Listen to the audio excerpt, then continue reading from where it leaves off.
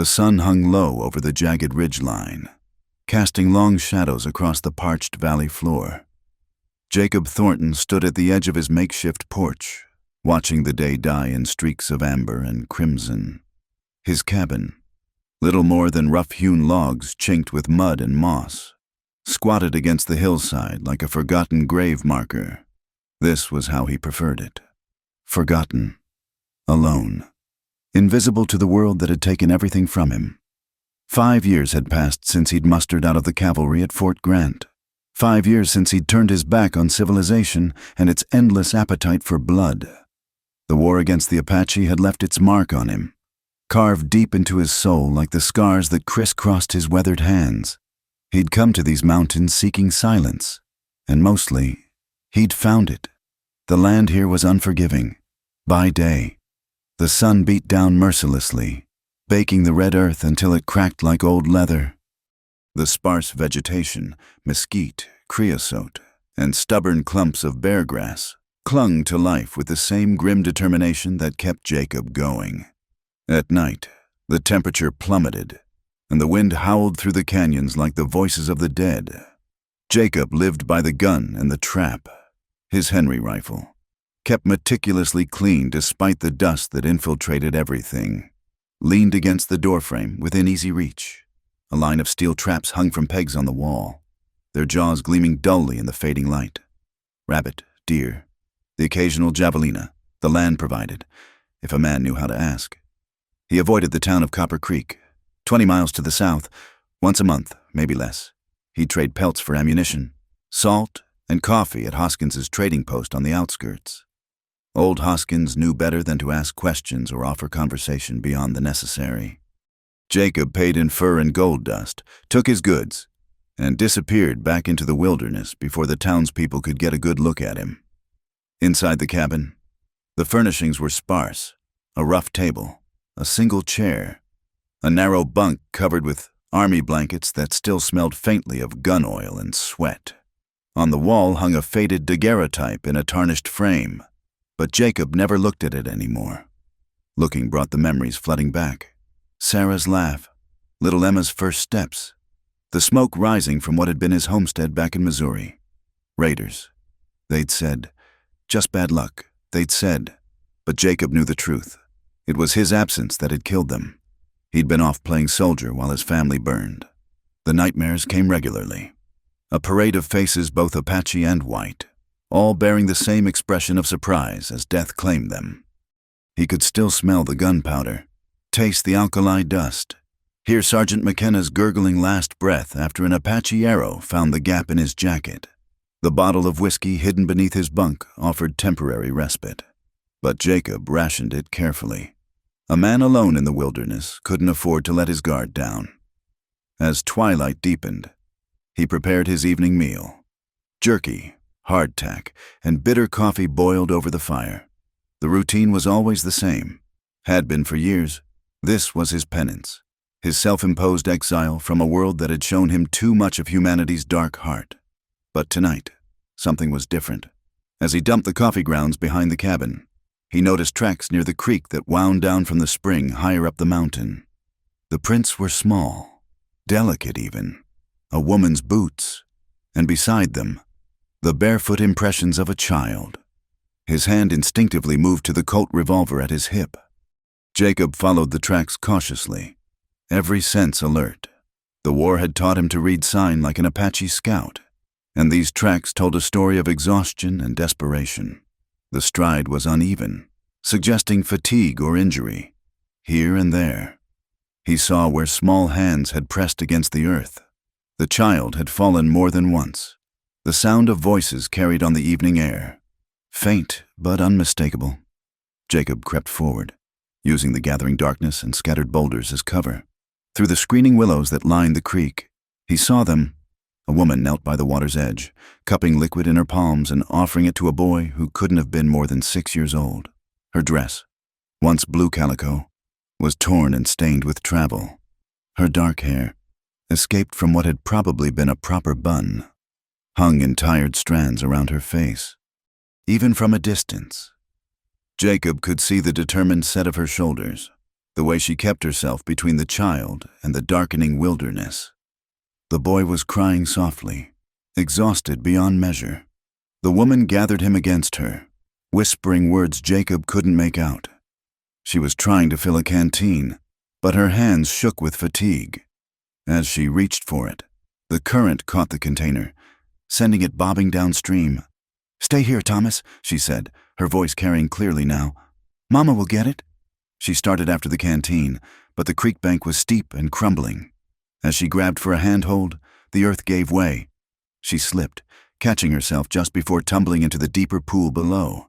But the boy, startled by his mother's near fall, scrambled forward. "Mama!" The child's foot caught on a root, and Jacob watched in alarm as the boy pitched forward toward the water. The woman was too far away, her own balance precarious. Before he could think better of it, Jacob burst from cover. In 3 long strides, he reached the boy, catching him by the collar just as he was about to tumble into the creek. The child let out a startled cry, and the woman spun around, her face draining of color. "Please," she gasped, stumbling back toward them. "Please don't hurt him. Take whatever you want. Just don't, ma'am." Jacob set the boy carefully on solid ground, then stepped back, raising his empty hands. "Not here to hurt anyone." She gathered the child against her, brown eyes wide with a mixture of fear and desperate courage. Up close, Jacob could see she was younger than he'd first thought, maybe 25, with the kind of face that had known both laughter and sorrow. There was steel in her gaze, despite the exhaustion. "Thank you," she managed, though she didn't relax her protective grip on the boy. "We didn't mean to trespass. We're just passing through."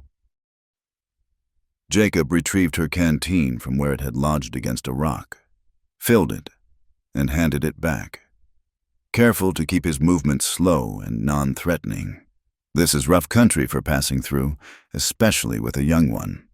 She took the water gratefully, helping the boy drink first. "We had a wagon," she said simply. Had. The way she said it told Jacob everything. He'd seen enough burned wagons and scattered belongings to know what that single word encompassed. He glanced at the sky, noting the first stars beginning to appear. Temperature would drop fast now. "You folks got somewhere to bed down for the night?" The woman's jaw tightened. "We'll manage. We've been managing. I reckon you have."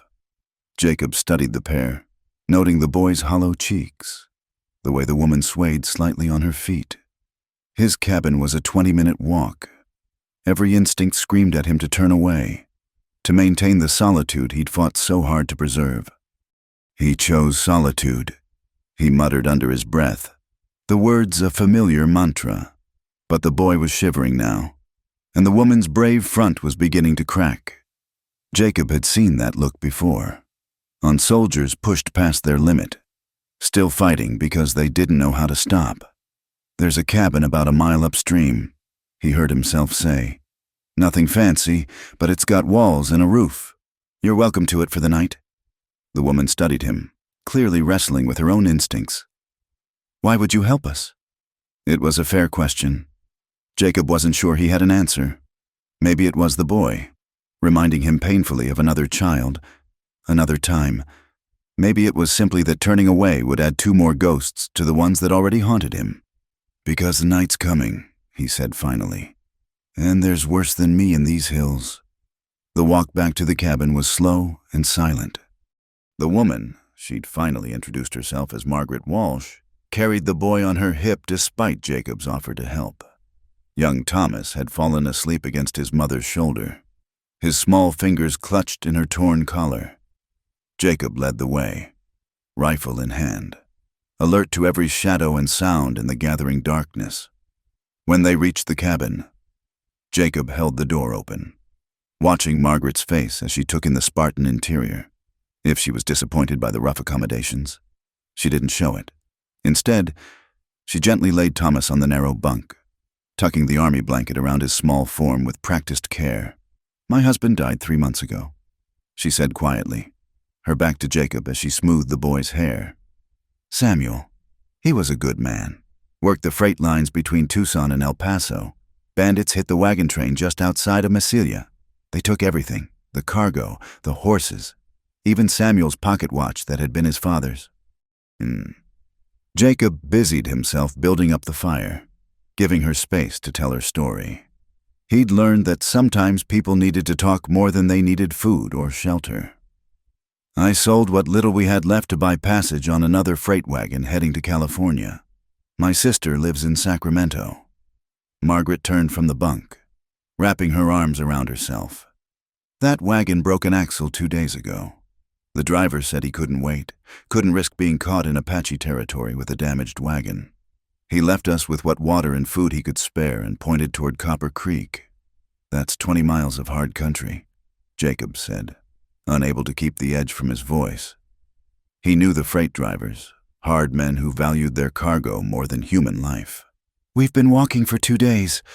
Margaret swayed slightly, and Jacob quickly pushed the single chair toward her. She sank into it gratefully. "I know what you're thinking. What kind of mother drags her child through this wilderness? But what choice did I have? Stay in Massilia and what? Become a saloon girl? Wash other people's laundry until Thomas and I starve?" There was defiance in her voice, a fierce pride that Jacob recognized. He'd seen it in soldiers who refused to break, in settlers who rebuilt after every raid. He pulled his meager supplies from the shelf. Dried beans, a precious tin of peaches he'd been saving, some jerky that wasn't too tough. "I'll make supper," he said gruffly. "Boy needs to eat." Margaret watched him work, her dark eyes following his efficient movements. "You were a soldier," she observed. It wasn't a question. Jacob's hand stilled for a moment on the pot. My Samuel was too. That's how I know. The way you move, always checking the windows, keeping your back to the wall." She paused. "The way you looked when you saw Thomas about to fall, like you were seeing something else." The observation hit too close to home. Jacob focused on the beans, adding water from his canteen. "That's done with now." "Is it?" Margaret's voice was soft, without judgment. "I see the same look in the mirror some mornings, like I'm still waiting for Samuel to walk through the door, even though I watched them put him in the ground." The cabin felt smaller suddenly, the walls pressing in. Jacob had chosen this isolation specifically to avoid such conversations, such connections. He chose solitude, he muttered, the words coming unbidden. "What?" "Nothing." He stirred the pot vigorously. "Just something I tell myself." Margaret rose and moved to stand beside him at the small stove, this close. He could smell the dust and sweat of hard travel on her. But underneath it, something else, lavender, maybe, a ghost of gentler times. "You don't have to do this," she said. "We can leave at first light. I don't want to bring you trouble. Already said you could stay the night." "That's not what I mean." She glanced toward the window, where darkness pressed against the glass. "People talk. A woman traveling alone, stopping at a man's cabin. Even a widow has a reputation to consider." Jacob almost laughed at the irony. "Don't worry about my reputation. Mrs. Walsh. Haven't had one worth protecting in years. It's not yours I'm worried about." But she smiled slightly as she said it, the first glimpse of warmth he'd seen from her. Thomas stirred on the bunk, whimpering in his sleep. Margaret went to him immediately, murmuring soothing words. The boy's eyes fluttered open, wide and frightened in the lamplight. "Mama? I'm here. Sweet boy, we're safe." Thomas looked around, his gaze landing on Jacob with wary curiosity. "Is he a soldier?" "Not anymore," Jacob answered before Margaret could. He found a relatively clean tin cup and filled it with water, offering it to the boy. "Just a fellow who lives in these hills." "Are there Indians?" Thomas asked, the question every child in the territory learned to voice. Jacob considered his answer carefully. "Some, Apache mostly, but they generally leave folks alone if folks leave them alone." It was mostly true, though Jacob knew the reality was far more complex. The Apache were fighting for their land, their way of life, just as fiercely as the settlers fought to claim it. He'd seen atrocities on both sides, enough to know there were no simple answers, no clear villains or heroes in this long, bloody conflict. "You should eat," he told Margaret, ladling beans and a few pieces of jerky into a bowl. "Both of you." They ate in relative silence, Thomas gradually losing his fear as hunger took precedence. The boy even managed a shy smile when Jacob produced the tin of peaches for dessert, his eyes going wide at the unexpected treat. "Haven't had peaches since Christmas." Thomas breathed, savoring each sweet slice his mother fed him. After supper, Margaret insisted on cleaning the dishes despite Jacob's protests.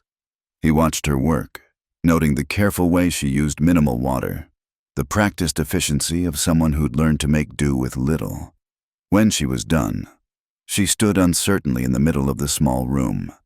"You and the boy take the bunk," Jacob said, already reaching for his bedroll. "I'll sleep by the fire. We can't put you out of your own bed. You can, and you will." His tone brooked no argument. "Boy needs proper rest." As Margaret settled Thomas back onto the bunk, Jacob stepped outside, needing the cold night air to clear his head. The stars were brilliant overhead, unmarred by clouds or the smoke of civilization. An owl called in the distance, and somewhere in the darkness, a coyote answered. He'd built this life carefully, stone by stone, day by day. No connections, no obligations, no one to fail or lose, just him in the wilderness and the ghosts he carried. It was a hard life, but a clear one. Simple. The door creaked behind him. Margaret stepped out, hugging herself against the cold. "I wanted to thank you properly," she said. "Not just for the food and shelter, but for—" She paused, searching for words. "For treating us like people. You'd be surprised how rare that is for a widow and her child." Jacob didn't know what to say to that, so he said nothing. "I know you don't want us here," Margaret continued. "I can see it in every line of your body. You've built something out here, a way of living that doesn't include people like us. I respect that. Come morning, we'll be gone." She turned to go back inside, but paused at the doorway. "Sometimes warmth is all a man needs to belong," she said softly. "My Samuel used to say that. He said the coldest nights weren't the ones without fire, but the ones without hope of morning." Then she was gone, leaving Jacob alone with the stars and the weight of her words. Inside, he could hear her singing softly to Thomas, a lullaby about mockingbirds and silver rings. The sound carried through the thin walls, filling the darkness with something Jacob had forgotten existed, the simple comfort of human voices in the night. He stayed outside until the singing stopped and the cabin grew quiet. When he finally entered, both mother and child were asleep. Thomas curled against Margaret's chest, her arm protective around him even in slumber. Jacob spread his bedroll by the dying fire, but sleep was a long time coming. In the morning, he told himself. In the morning, he'd send them on their way, point them toward Copper Creek, maybe even give them what supplies he could spare. In the morning, he'd reclaim his solitude, his carefully constructed walls against the world. But as he lay listening to their quiet breathing, feeling the unfamiliar presence of others in his space, Jacob wondered if morning would be as simple as he hoped. Dawn came cold and gray, with mist clinging to the hollows between the hills. Jacob woke to find Thomas standing beside his bedroll, studying him with the frank curiosity only children possessed. "Mama says we're leaving today," the boy whispered, careful not to wake his mother. "Are you sending us away?" Jacob sat up slowly, his back protesting from the night on the hard floor. "Your mama's got plans to reach her sister. I'm just helping you along." Thomas considered this, his small face serious. "I heard her crying last night.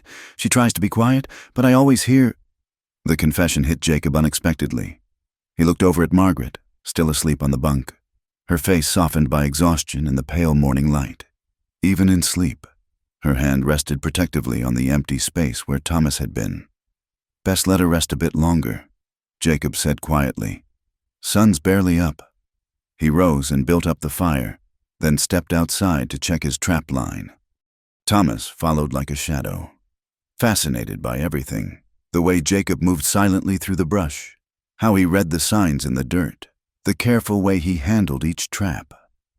"My papa knew about traps," Thomas offered.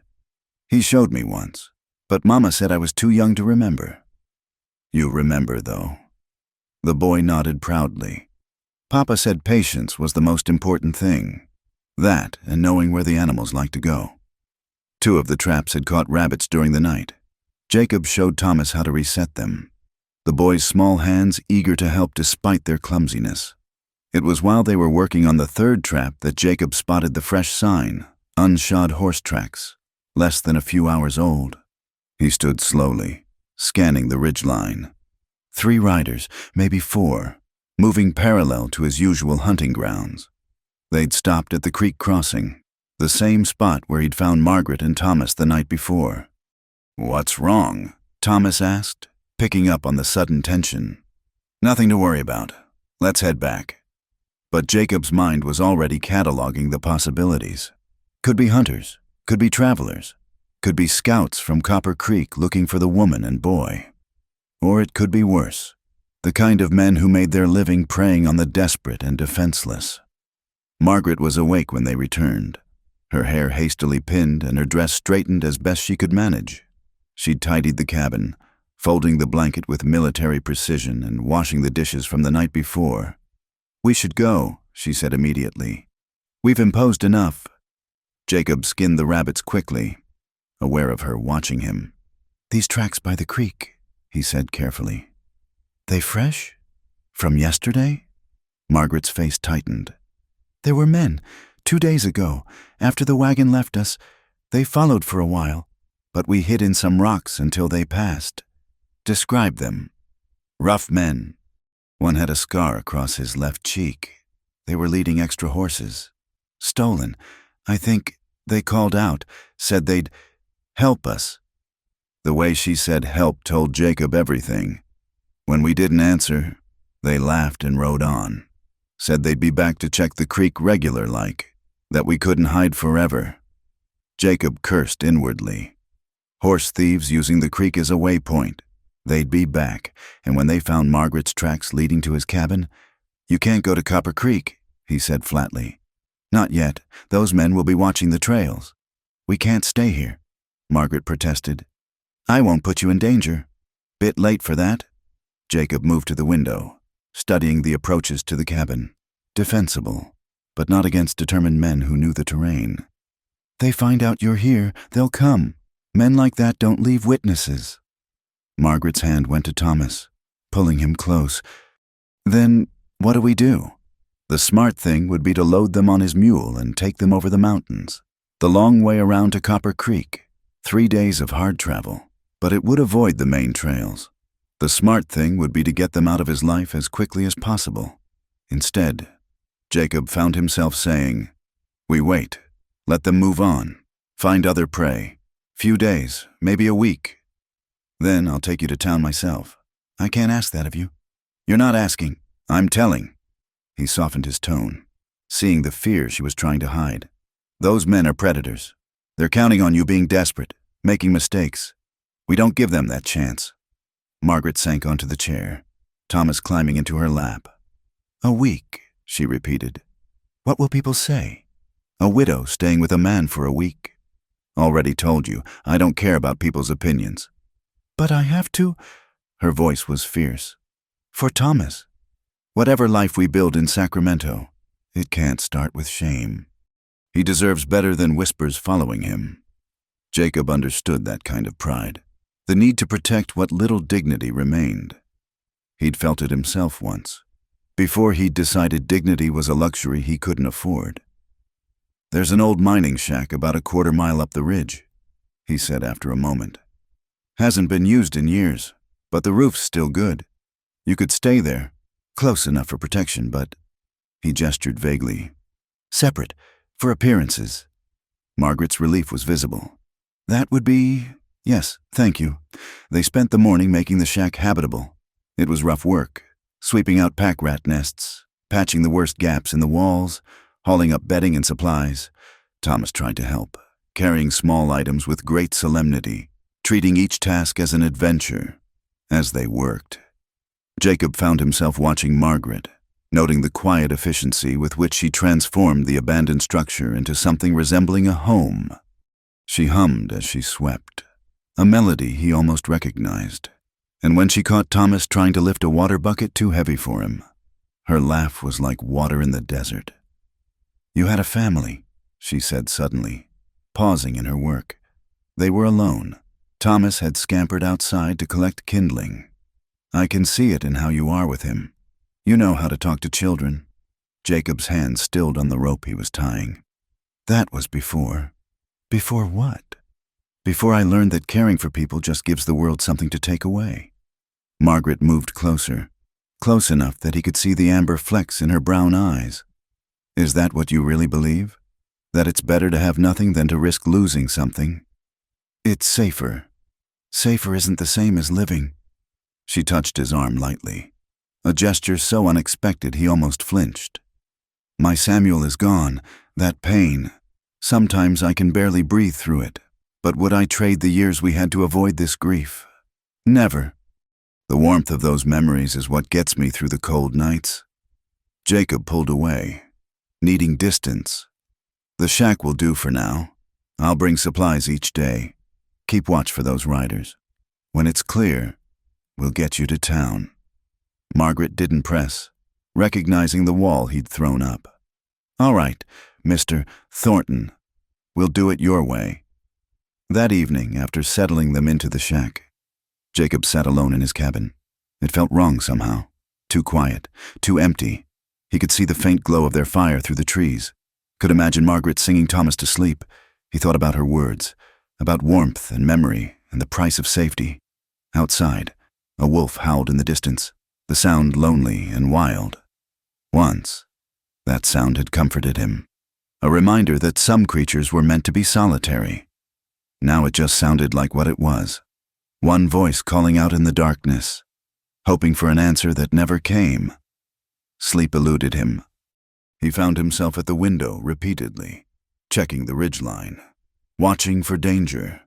But part of him knew the real danger wasn't out there in the darkness. It was in the way Thomas had smiled when he'd reset the trap correctly, the way Margaret's laugh had filled the empty spaces in his life, the way their presence had awakened something he'd thought successfully buried. Near midnight, he heard it, the soft scrape of a foot on stone, the barely audible whisper of disturbed gravel. Jacob grabbed his rifle and slipped outside, moving like the ghost he'd trained himself to become. It was Margaret, making her way carefully down the path from the shack. She startled when he materialized from the shadows, but didn't cry out. "Thomas is having nightmares," she explained in a whisper, "about the men who killed Samuel. He wakes up calling for his father, and I don't know what to tell him anymore." Jacob lowered the rifle. In the moonlight, he could see the exhaustion written on her face, the weight of being both mother and father to a grieving child. "Sometimes there's nothing to say," he offered quietly. "Sometimes just being there is enough." "Is it?" She wrapped her arms around herself against the chill. "I tell him his father is watching over us, that we're safe, but the words feel like lies. How can I promise safety in a world that kills good men for the contents of their wagons?" It was a question Jacob had asked himself countless times, about a world that burned homesteads and left children motherless. He had no answer then, and he had none now. "You can't," he said finally. "But you tell him anyway, because the lie that brings comfort is kinder than the truth that brings despair." Margaret studied him in the moonlight. "You've told yourself a different lie, haven't you? That being alone protects you from pain." Before he could respond, she turned and made her way back up the path. Jacob watched until she was safely inside the shack, then returned to his cabin, but her words followed him, persistent as shadows, long into the sleepless night. 3 days passed in an uneasy rhythm. Jacob maintained his routines, checking traps, hunting, watching the trails. But now his movements included stops at the mining shack. Each morning he'd find some excuse to bring supplies: fresh rabbit meat, wild onions he'd found near the creek, a bar of lye soap he claimed he had no use for. It was on the 4th evening that they came. Jacob was returning from his eastern trap line when he saw them, 5 Apache warriors, moving like shadows through the mesquite. His blood ran cold, not from fear but from memory. He knew that fluid grace, that way of becoming part of the landscape rather than traveling through it. He froze behind a cluster of boulders, watching as they descended toward his cabin. Their leader was an older warrior, face weathered by sun and time, a rifle balanced across his painted pony's neck. Jacob recognized the tactical positioning, 2 flanking wide, 1 hanging back as rear guard, the leader and another advancing directly. They circled his cabin slowly, reading the ground like an open book. Jacob knew what they were seeing, his tracks, but also Margaret's and Thomas's from days before, the signs of habitation, of change in the established pattern. The leader dismounted, studying something near the doorway. He said something in Apache to his companions, and one of them laughed, a sound that carried no humor. They knew someone was living here, had been for years. They also knew something had changed. Jacob weighed his options. He could wait, hope they'd move on. But Apache warriors didn't visit without purpose. If they'd been watching his territory, and he should have assumed they were, they'd know about the woman and child. Taking a breath, Jacob stepped out from cover, rifle pointed at the ground but ready. "I see you," he called in passable Apache, the words rusty from disuse. The warriors spun as one, weapons rising, but the leader held up a hand, studying Jacob with dark, intelligent eyes. "White soldier," the leader said in accented English. "We remember you. You fought at Canyon Creek." Jacob's jaw tightened. Canyon Creek, a skirmish that had left dead on both sides, including women and children caught in the crossfire. "Not a soldier anymore. No, now you hide like rabbit in these hills." The leader's expression was unreadable. "This is Apache land. We let you stay because you take little. Keep to yourself. But now," he gestured toward the cabin, "now you bring others." "They're passing through," Jacob said carefully. "A widow and her boy. They'll be gone soon. The men who follow them, they will not pass through." The leader's eyes were hard. "Horse thieves. They steal from Apache, from Mexicans, from your people. They bring trouble to these mountains." Jacob's grip on the rifle tightened. "You've seen them. 4 men. They camp at Skeleton Ridge. Watch the trails. They look for the woman." A pause. "They say things about what they will do when they find her." The words hit Jacob like a physical blow. He'd hoped the thieves had moved on, but of course they hadn't. Men like that were patient when they scented vulnerable prey. "This is not our fight," the leader continued. "But these men disturb the peace of our land. They must go." He looked directly at Jacob. "You will make them go, or we will. Our way brings more blood." It wasn't a threat, just a statement of fact. Jacob knew Apache justice, swift, final, and indiscriminate. If they acted, Margaret and Thomas might get caught in the violence. "I'll handle it," Jacob heard himself say.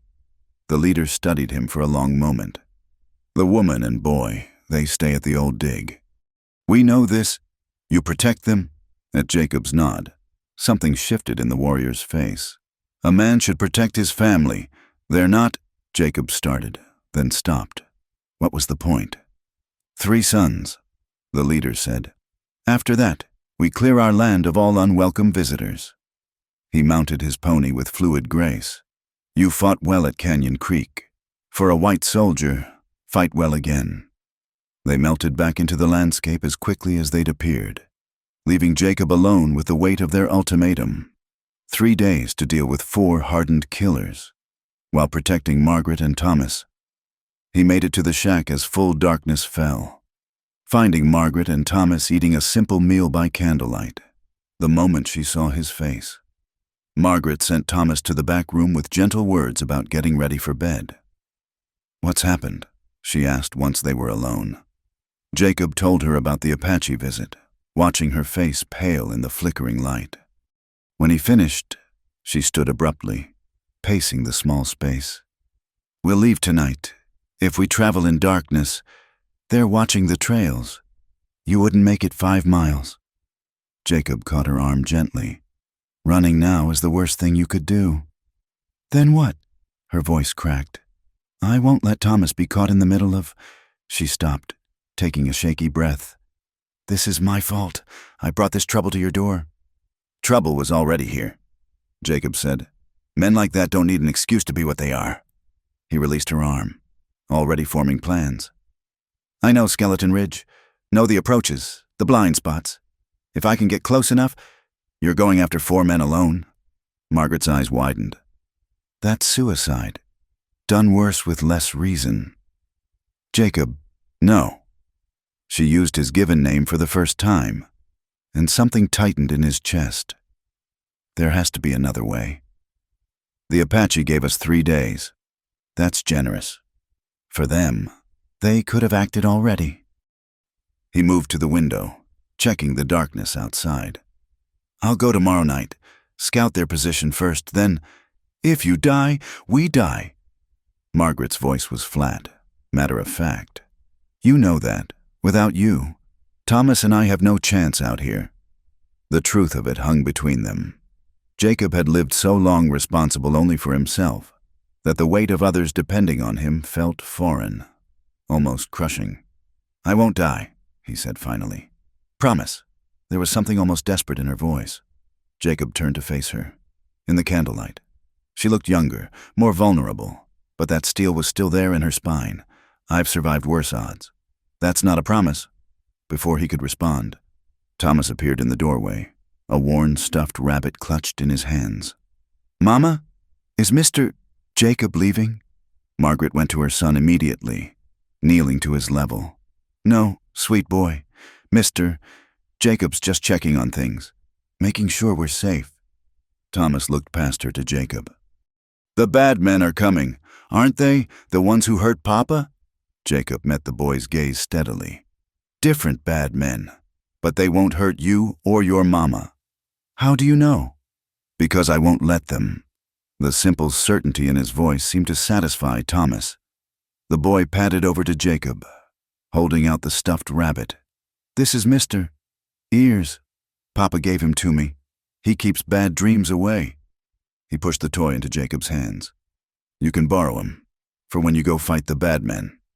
Jacob stared at the threadbare toy, his throat suddenly tight.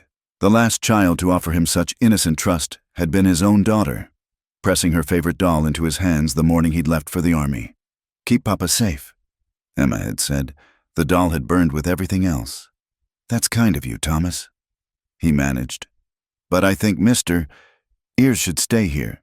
Keep you and your mama safe. We can share." Thomas insisted with 6-year-old logic. "That's what Mama says. Good things are better when shared." Margaret made a sound that might have been a laugh or a sob. "Come on, little man. Bedtime." As she led Thomas away, Jacob stood holding the stuffed rabbit, feeling the weight of trust he hadn't asked for and wasn't sure he could bear. Outside, an owl called, and somewhere in the darkness, Apache warriors kept their own watch. 3 days. He had 3 days to become the man he'd stopped being. The soldier, the protector, the one who stood between danger and those who couldn't defend themselves. He left the rabbit on the table where Thomas would find it in the morning and slipped out into the night. Back in his cabin, he cleaned his weapons with methodical care, counted ammunition, sharpened his knife until it could split a hair. The familiar ritual of preparing for battle settled over him like an old coat, fitting too well for comfort. But this time was different. This time, he wasn't fighting for abstract concepts like duty or orders. This time, when he closed his eyes, he saw Thomas offering his precious toy, heard Margaret saying his name like a prayer. This time, he had something to lose.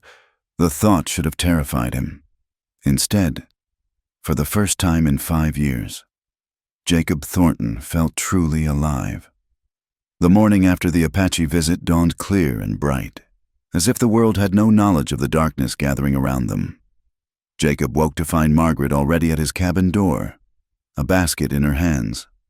"Thomas insisted on picking berries for breakfast," she said by way of explanation. "He wanted to do something nice for you after—" She gestured vaguely, encompassing the previous night's revelations. Jacob stepped aside to let her in, noting how naturally she moved through his space now, setting the basket on the table, stoking the fire that had died to embers. The domesticity of it should have felt intrusive. Instead, he found himself watching the way the morning light caught in her hair, the efficient grace of her movements. "You didn't sleep," she observed, glancing at the weapons laid out on the table for cleaning. "Sleep's overrated." Margaret poured water from the pitcher into the coffee pot, her back to him. Samuel used to say the same thing before a fight. He'd spend all night preparing, checking everything twice, 3 times. She paused. It didn't save him. "Margaret," she turned to face him, and the raw honesty in her eyes stopped his words. "I can't do this again. Jacob, I can't lose another person to violence. Not when Thomas is just starting to smile again. You won't lose. Don't." Her voice was sharp. "Don't make promises you can't keep. Just tell me you'll be careful." Thomas burst through the door then, dirt-smudged and grinning, saving Jacob from having to respond. "Mr. Jacob, look what I found." He held out a handful of roasted piñon nuts, clearly proud of his discovery. "Those are good eating," Jacob said, accepting the offering. "Where'd you find them?" "By the big rock that looks like a turtle. Mama showed me how to tell when they're ready." Thomas climbed onto the chair, swinging his legs. "Are we going to plant a garden? Mama's real good at growing things." Margaret's face colored slightly. "Thomas, we're not staying long enough for a garden." "But couldn't we plant things for Mr. Jacob? For after we go?" The boy's logic was simple and devastating. "So he has good things to eat and doesn't have to be alone all the time?" Jacob busied himself with the coffee pot. "Throat tight. Out of the mouths of babes," his grandmother used to say. Thomas saw too clearly, understood too much about the barren life Jacob had built for himself. "Gardens take tending," he said finally. "Plants die without someone to care for them." "Everything dies without care," Margaret said softly. And he knew she wasn't talking about vegetables. They spent the morning in a strange simulation of normalcy. Margaret insisted on washing and mending his clothes, her needle flashing in the sunlight streaming through the window. Thomas helped Jacob oil the leather of his saddle and tack, chattering about horses he'd known and asking endless questions about the wildlife in the mountains. "Have you seen a bear?" the boy asked, eyes wide with excitement. "A few, black bears mostly. They're more scared of you than you are of them, usually." "What about mountain cats?" "Seen their sign, heard them scream at night sometimes." Jacob showed Thomas the difference between cat tracks and dog tracks in the dirt outside. "See how the claws don't show? Cats keep their claws pulled in when they walk." It was while they were examining tracks that Jacob noticed it. Fresh horse droppings on the trail above the cabin. Not Apache ponies. These were shod horses. His blood ran cold. "Thomas," he said calmly, "why don't you go help your mama inside?" The boy must have heard something in his tone because he went without argument. Jacob studied the sign more carefully. 2 riders, moving slow, scouting. They'd been here within the last hour, maybe less. He made it back to the cabin to find Margaret had already sensed trouble. Thomas tucked protectively behind her skirts. "They're getting closer," Jacob said quietly. "Testing, looking for the best approach." In daylight, fear flickered across her face. "They're getting bold, or desperate." He checked the loads in his rifle. "Stay inside. Bar the door. I'm going to—" "No." Margaret stepped forward, catching his arm. "You're not going out there alone, not in daylight where they can see you coming. If they're scouting the cabin, I need to know their positions. Then we all need to know." Her grip tightened. "This isn't just your fight anymore. Jacob, like it or not, we're in this together." He looked down at her hand on his arm. Work roughened, but gentle. When had he started thinking of her touch as natural? Expected, even. "All right," he conceded. "But we do this smart. Thomas goes to the root cellar if shooting starts. You take the Winchester and watch the back window. Anyone comes through, you shoot first and feel guilty later." "I can shoot." At his surprised look, she smiled grimly. "Samuel taught me. Said a woman alone on the frontier better know how to defend herself."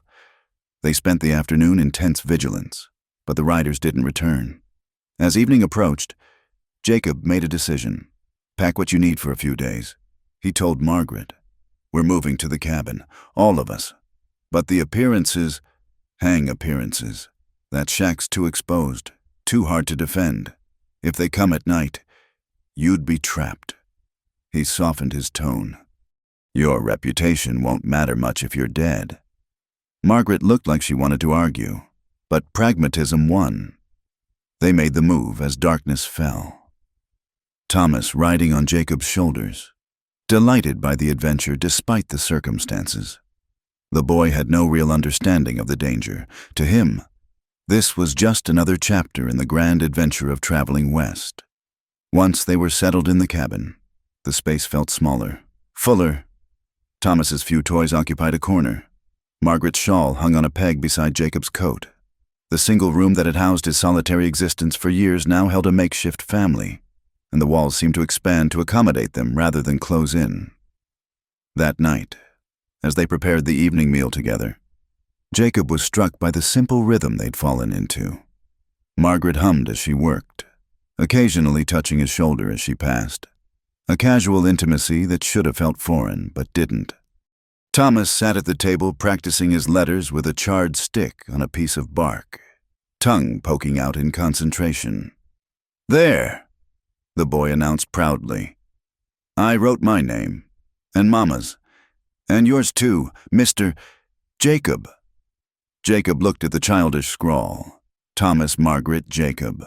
Their names linked together in uncertain letters. A family on bark, if not in truth. A storm rolled in after dinner. One of those sudden mountain tempests that turned the sky black and set the wind to howling. Rain hammered the roof, and lightning illuminated the landscape in stark, momentary tableaus. Thomas whimpered at a particularly loud thunderclap, and Margaret gathered him close. Just noise, she soothed. Can't hurt us in here. But the next lightning flash showed Jacob something that made his blood freeze, a figure on the ridge, watching the cabin, there for an instant, then swallowed by darkness. He moved casually to check the door bar, catching Margaret's eye. She saw his expression and understood immediately, continuing to comfort Thomas while her free hand moved to the pistol at her waist. The storm raged for hours.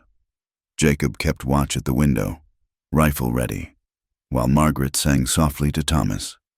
The boy eventually fell asleep in her arms, trusting in the safety of walls and adults to protect him from both storms and monsters. I see them, Margaret whispered during a lightning flash. 2, maybe 3, on the north side. They're waiting for the storm to cover their approach. Jacob calculated angles, distances. But this cabin's built solid. They'd have to come through the door or windows. And I'll see them coming. All night. All night if necessary. Margaret shifted Thomas to the bunk, covering him carefully before returning to Jacob's side. You don't have to do this alone, she said softly. I told you, we're in this together. Standing beside him in the storm-lit darkness, rifle in her hands and steel in her spine, she looked nothing like the exhausted woman he'd found by the creek. This was who she really was. He realized, not just a widow or a mother, but a survivor, a fighter in her own right. When this is over, she said quietly, when we're safe and Thomas and I move on to Sacramento, what will you do? Same as before. I expect this is my life. It doesn't have to be. She kept her eyes on the window, watching for movement. You could come with us. Start fresh. California's got room for everyone, even men running from ghosts. I'm not running. I'm just done with people, with trying, with believing things can be different. Lightning illuminated her profile, and he saw her sad smile. You say that, but look at us. You let us in, despite everything. You're risking your life for strangers who disrupted your perfect solitude. You're not strangers anymore, he admitted before he could stop himself. No, she agreed softly. We're not. The storm began to ease near dawn, the rain tapering to a drizzle. The watchers on the ridge had vanished with the darkness, but Jacob knew they'd be back. The Apache deadline loomed, 2 days left. As the first pale light crept through the windows, Margaret touched his arm. You need rest. I'll watch for a while. I'm fine. No, you're exhausted, and you'll need your strength for whatever comes next. Her touch moved to his face, fingers gentle against his stubbled cheek. Please, let me help carry this burden. He caught her hand, meaning to pull it away, but found himself holding it instead. Her skin was warm, alive, real in a way nothing had felt real in years. I chose solitude, he said, the familiar words sounding hollow now. But your love brought warmth. Did it? Her eyes searched his. Or was the warmth always there, just waiting for someone to tend the fire? Thomas stirred on the bunk, mumbling in his sleep. The moment broken. Margaret pulled away to check on her son. Jacob returned to his vigil at the window, but her words echoed in the growing light. The warmth had always been there, banked like coals, waiting. And now, with storm and danger circling, that warmth was growing into something that might just burn down all the walls he'd built. Outside, the sun broke through the clouds, painting the wet world gold. Somewhere out there, 4 men planned violence. Somewhere else, Apache warriors counted down the days. But here, in this small cabin, a different kind of reckoning was taking place, one measured not in bullets or blood, but in the simple courage of human connection. The day after the storm dawned deceptively peaceful. Jacob had managed a few hours of fitful sleep while Margaret kept watch, but he woke with the sun, instincts honed by years of survival refusing to let him rest easy. He found Margaret on the porch, Thomas playing quietly at her feet with a collection of pine cones and stones. She'd made coffee, and the domestic normalcy of her offering him a cup while armed men lurked in the hills felt surreal. Quiet morning, she said, but her eyes swept the ridgeline constantly. Too quiet. Jacob accepted the coffee gratefully. They're planning something, as if summoned by his words. A rider appeared on the trail below, a single man, moving openly, making no attempt at concealment. Jacob recognized the tactical move, send one man in the open while others flanked through cover. Thomas, inside, Margaret said calmly. The boy obeyed without question, trained by weeks of danger to respond to that tone. The rider stopped just outside rifle range, and Jacob got his first clear look at one of their tormentors. Scarred face, as Margaret had described, with the hard look of a man who'd left conscience behind long ago. Hello, the cabin, the man called. Looking for a woman and boy, heard they might have passed this way. Jacob stepped onto the porch, rifle casual but ready. No woman here, just me. The scarred man smiled, an ugly expression. Now that's interesting, 'cause we tracked 'em right to this valley, and unless they sprouted wings, they didn't leave. He shifted in his saddle. Here's what I'm thinking. Friend, you got them tucked away somewhere. Plain hero, that's admirable and all. But it's gonna get you killed. Lots of things might get a man killed out here, Jacob replied evenly. Apache, for instance. Heard they're none too happy about horse thieves in their territory. The smile faltered slightly. You threatening us with Indians? Just sharing information. Neighborly-like. The scarred man's hand drifted toward his pistol. Here's some neighborly information for you. There's 4 of us and 1 of you. We know there's only one way out of this valley that don't involve climbing sheer rock. All we gotta do is wait.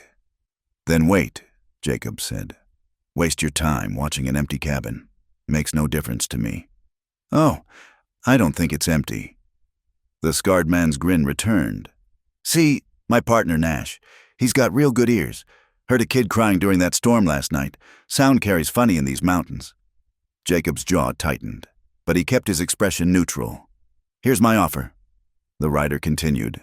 Send out the woman and boy, and we ride away. No harm to you. You can go back to whatever hermit life you're living. But keep playing protector. He spat tobacco juice. Well, we've burned out tougher men than you. Ride on, Jacob said quietly. While you still can. The scarred man laughed. Big talk for a man alone. We'll be seeing you real soon.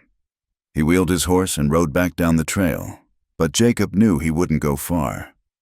They'd made their play, announced their intentions. Now it was a waiting game. one with a deadline measured in Apache patience. Back inside. Margaret was pale but composed. They know we're here. They suspect. Difference between knowing and suspecting. Jacob checked his ammunition again, a nervous habit. But they'll move soon. Tonight, maybe tomorrow. The Apache won't wait much longer. He met her eyes. I need to take the fight to them. Tonight. Jacob, no. She crossed to him. Thomas watching wide-eyed from the corner. 4 men, in the dark. I know the terrain. They don't. And I've got more reason to fight. He caught her shoulders gently. If I wait for them to come here, to the cabin, you and Thomas are in the crossfire. Can't risk that. Margaret's eyes filled with tears she refused to let fall. And if you don't come back, then you take Thomas and run. Head northeast, away from the trails. The Apache might let you pass. They've got no quarrel with women and children. Stop talking like you're already dead. Her voice fierce. She pulled him down and kissed him. It wasn't gentle or romantic. It was desperate, full of fear and longing and promises that might never be kept. When she pulled back, they were both breathing hard. You come back, she whispered fiercely. You hear me, Jacob Thornton? You come back to us. Us. Such a small word to carry such weight. Thomas had crept closer, and Jacob felt the boy's small hand slip into his. You're gonna fight the bad men? Thomas asked in a small voice. Jacob knelt to the boy's level. I'm going to try to make them go away. Thomas nodded solemnly, then threw his arms around Jacob's neck. Be careful. Mama and me need you. The simple declaration nearly undid him. When had he become necessary to anyone? When had their survival become more important than his solitude?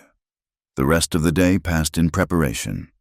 Jacob cleaned and loaded every weapon, filled canteens, studied the terrain maps in his head.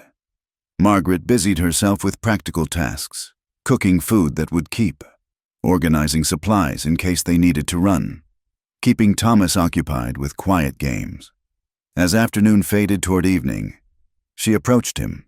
Teach me about the cabin's defenses, where to shoot from, where they might try to break in, just in case. He walked her through it, professional and detached, trying not to think about her having to use the knowledge. She absorbed everything with the quick intelligence he'd come to admire, asking practical questions, making sure she understood. If they fire the cabin, you run, he instructed. Don't try to fight the fire in them, just take Thomas and go. Where will you be? Thomas had wandered over, always drawn to Jacob's presence. Hunting, Jacob said simply, like for rabbits. Something like that. That evening, as purple shadows stretched across the valley, Jacob prepared to leave. He'd stripped down to essentials: rifle, pistol, knife, ammunition, dark clothes to blend with night, soft moccasins instead of boots for silence. Margaret stood by the door, Thomas clinging to her skirts. There's something I need to tell you, she said. In case, I need you to know. Margaret, Samuel wasn't killed by bandits. The words came in a rush. He was killed trying to stop them from attacking another family, a Mexican family, traveling alone. The other drivers said to leave it be. Not their problem, but Samuel couldn't. He said a man who won't defend the innocent isn't a man at all. Her voice broke. They shot him for it, died protecting strangers, just like you might die protecting us. The unfinished sentence hung between them. Your Samuel was a good man, Jacob said quietly. Yes, he was. She met his eyes steadily. And so are you, whether you admit it or not. The difference is, Samuel believed in his goodness. You've forgotten yours. Jacob didn't know how to respond to that, so he simply touched her cheek gently, memorizing her face in the dying light. Then he was gone, melting into the darkness that had been his only companion for so long. But now the darkness felt different. Now he carried warmth with him. Margaret's kiss, Thomas's trust, the weight of lives depending on him. As he moved through familiar terrain toward Skeleton Ridge, Jacob realized the scarred man had been wrong. He wasn't alone. For the first time in 5 years, Jacob Thornton had something worth fighting for, something beyond mere survival. It should have terrified him, Instead, it filled him with a calm certainty he hadn't felt since before his world burned. The scarred man and his partners had made a fatal error. They thought they were hunting a hermit, a broken man hiding from the world. They didn't realize that in threatening Margaret and Thomas, they'd awakened something far more dangerous, a man with a reason to come home. The stars emerged one by one as Jacob climbed toward his destiny, and somewhere in the valley below, a woman and child waited in a lamplit cabin, holding vigil for a man who'd chosen solitude but found family instead. The night was moonless, which suited Jacob's purposes perfectly. He moved through the darkness like a ghost, every step calculated, every breath controlled. Skeleton Ridge loomed ahead, its bare granite face pale against the star-filled sky. He knew the thieves would camp on the eastern side, where a overhang provided shelter and a commanding view of the valley below. As he climbed, Jacob's mind was clear, focused. The old soldier in him had awakened fully now, analyzing terrain, calculating angles, planning contingencies. But underneath the tactical considerations ran a deeper current. Images of Margaret's determined face, Thomas's trusting eyes, the simple domesticity they'd built in his cabin. He heard them before he saw them, rough laughter, the clink of bottles, voices carrying on the still air. Overconfident. They thought themselves predators with cornered prey, not realizing they'd become the hunted. Jacob circled wide. Using a skill learned through brutal experience, the Apache had taught the cavalry harsh lessons about stealth, and Jacob had been an apt pupil. He found a position among the rocks above their camp, settling in to observe. 4 men, as promised. The scarred one he'd seen earlier sat nearest the fire, passing a bottle to a thin man with nervous hands. Nash, presumably, the one with good ears. 2 others lounged against their saddles, one cleaning a rifle, the other dozing. "Should have rushed the cabin today," Nash was saying, his voice reedy with complaint. "All this waiting's making me jumpy." "Patience." Scarface replied, "Let him stew another night. Fear does half our work for us." He took a long pull from the bottle. "Besides, that hermit's got spine. Rather face him tired and rattled than fresh." "What about them Indians?" the rifle cleaner asked. Taggart said he saw a sign yesterday, "Unshod ponies. Apache don't concern themselves with white man's business." Scarface said dismissively, "Long as we're gone in a day or two, they'll leave us be." Jacob smiled grimly. The man's ignorance would cost him. The Apache concerned themselves with everything that happened in their territory, and horse thieves who disturbed the delicate balance were very much their business.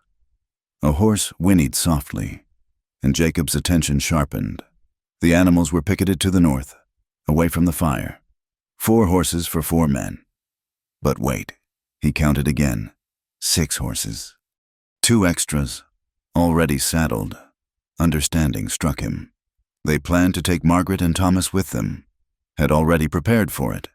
The thought sent cold rage through his veins. He was calculating his approach when he heard it, the soft call of a nighthawk. Except nighthawks didn't call at this elevation, at this time of year. Jacob froze, recognizing the signal. They emerged from the darkness like spirits, 3 Apache warriors, moving with lethal silence. The scarred man was reaching for the bottle when an arrow sprouted from his chest. He looked down at it with almost comical surprise before toppling forward into the fire. The camp erupted in chaos. Nash scrambled for his gun, screaming, only to be cut down by another arrow. The rifle cleaner managed to get off one wild shot before a knife found his throat. The 4th man, the one who'd been dozing, tried to run but didn't make it 10 feet. It was over in seconds. 4 men dead, the fire scattered and dying. Jacob remained frozen in position, knowing any movement might draw Apache attention. They moved through the camp with practiced efficiency, gathering weapons, checking the horses. Then one of them spoke, and Jacob recognized the voice, the leader from 3 days ago. "White soldier, we know you watch. Come down."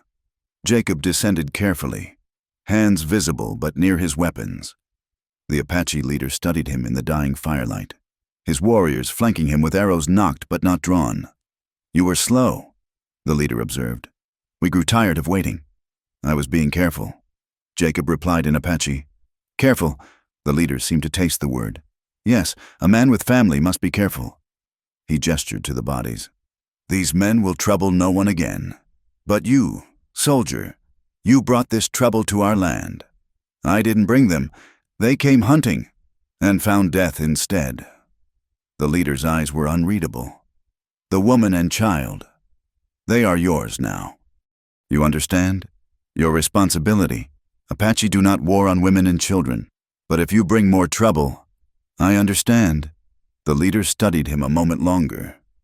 You fought well at Canyon Creek, killed many warriors, but you also stopped your soldiers from firing on our families fleeing. This is remembered. He turned to his warriors. Speaking in rapid Apache, they began gathering the stolen horses, preparing to leave. Take what you need, the leader said, gesturing to the dead men's camp. We take only the horses they stole. And soldier, he paused at the edge of firelight. The woman has courage. The boy too.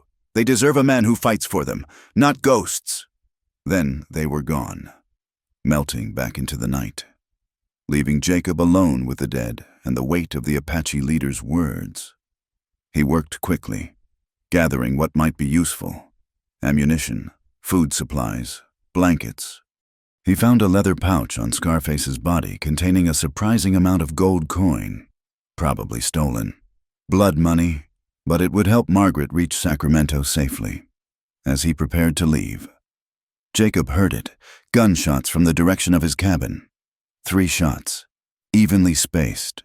Margaret's signal for trouble. He ran, all pretense of stealth abandoned. He crashed through the underbrush, leaping rocks, sliding down loose shale.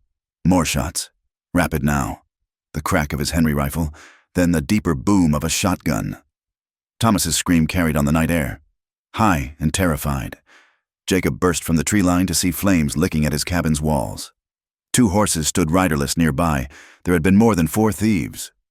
Even as the realization hit, he saw a figure dragging Margaret from the cabin, her dress torn, fighting fiercely despite the man's greater strength.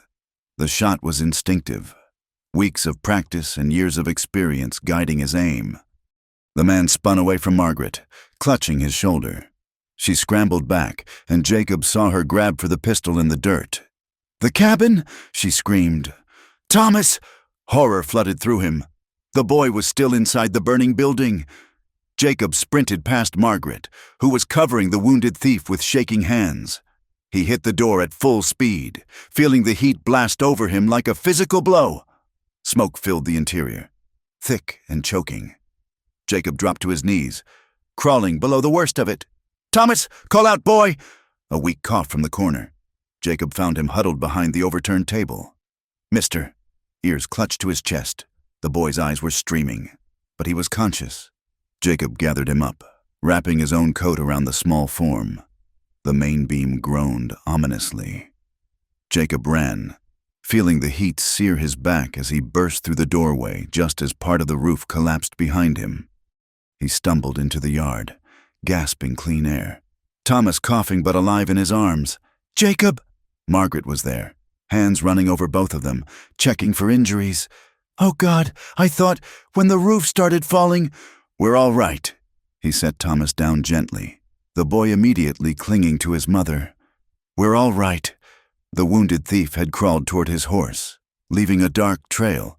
Margaret's shot had been true. He wouldn't make it far. Jacob let him go. There had been enough death tonight.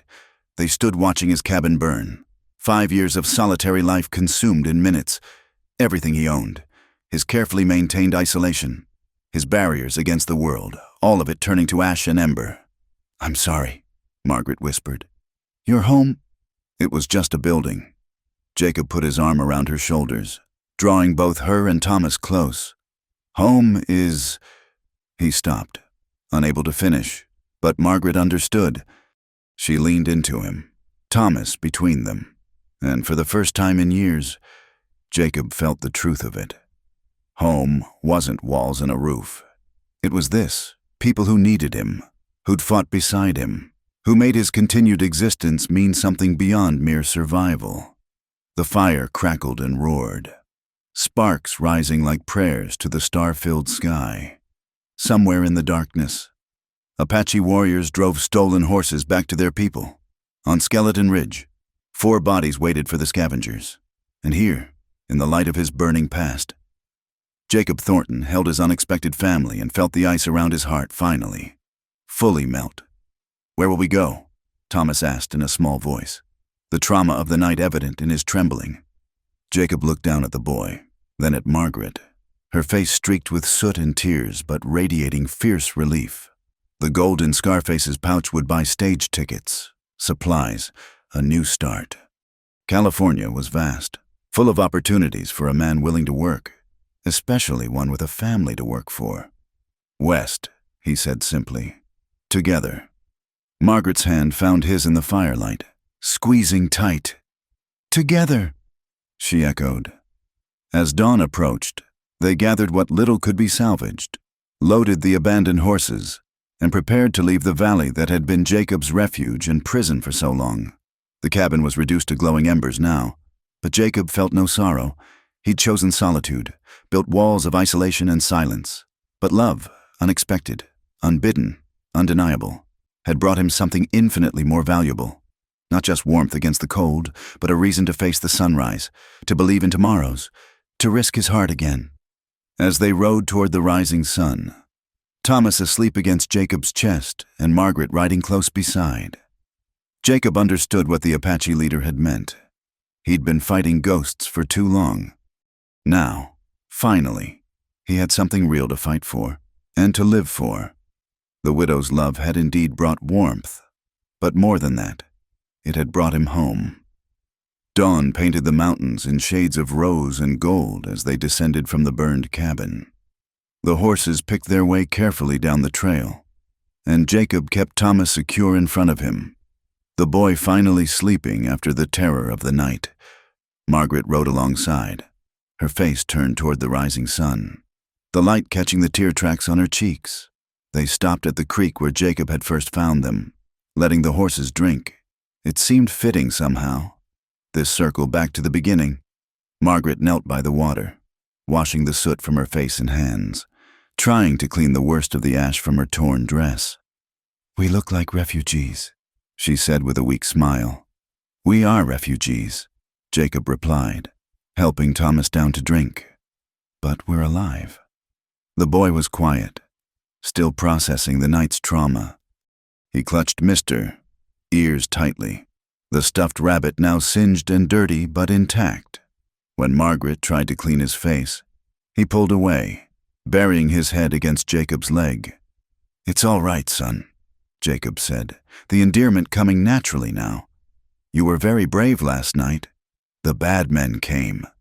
Thomas whispered, "Just like with Papa." "Yes," Jacob said simply. "But this time was different. This time we won." Thomas looked up at him with eyes too old for his years. "Because you were there." "Because we were together," Jacob corrected. "Your mama fought too. Brave as any soldier I've known."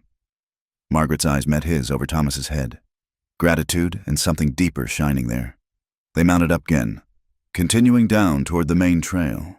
The sun climbed higher, burning off the morning chill, and with it came a measure of peace. They reached the outskirts of Copper Creek by midday.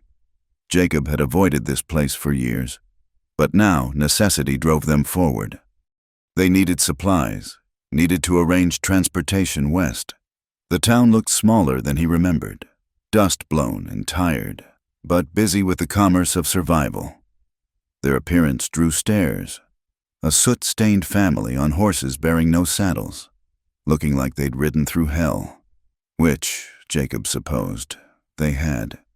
He ignored the whispers, the pointing, focusing on what needed doing. At Hoskins' trading post, the old man's eyes widened in recognition. "Thornton, that really you? Heard tell you'd gone full hermit up in them hills.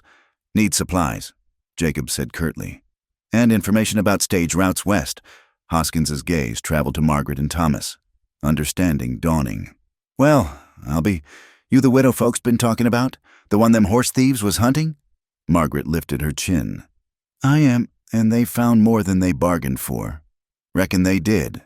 Hoskins grinned, showing gaps in his teeth. Good on you, Thornton. About time you rejoined the living. They purchased what they needed: fresh clothes, food, ammunition. The gold from Scarface's pouch spent easily enough, though Jacob wondered at its origins. How many had suffered for those coins? But the dead had no use for gold, and the living needed to eat. At the stage office, they learned the next coach to Sacramento wouldn't arrive for 3 days. Jacob secured lodging at the boarding house, ignoring the proprietress's raised eyebrow at the single room. "We're married," Margaret said firmly, surprising him. "Recent-like. That's why we're heading to California. Fresh start." The lie came so easily, so naturally, that Jacob almost believed it himself. The proprietress's expression softened. "Well then, congratulations. Rooms at the top of the stairs. Breakfast at 6, dinner at 5. Once alone in the small room, Margaret sank onto the bed, exhaustion finally claiming her. Thomas curled beside her, still clutching his rabbit. Jacob stood by the window, keeping watch out of habit. "You didn't have to say that," he said quietly. "About being married." "Yes, I did." Margaret's voice was firm. "For Thomas, for us. I won't have people looking at him like he's some scandal." She paused. "Unless you object." "Object. To claiming this remarkable woman as his wife, even in fiction." "No objection." "Good." She patted the bed beside her. "Sit. You've been up all night, fought battles, saved our lives. Even soldiers need rest." Jacob sat awkwardly on the edge of the bed. It had been so long since he'd been this close to another person by choice, without violence or necessity driving it. Margaret's hand found his, warm and real. "I need to tell you something," she said. "Last night, when those men came, when I thought we might die, all I could think was that I'd never told you, never said the words. Margaret, I love you, Jacob Thornton." The words came fierce and fast.